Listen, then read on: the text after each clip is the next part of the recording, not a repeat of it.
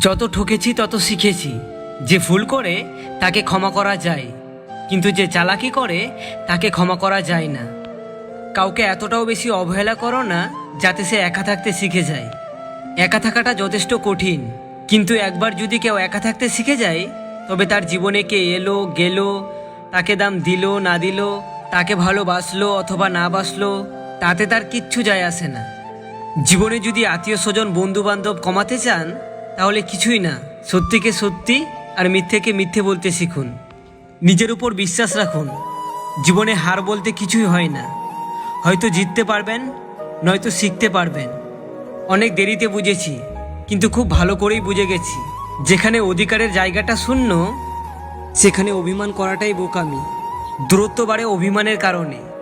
প্রতিটি কাছের মানুষকে সবাই হারায় নিজেরই দোষে।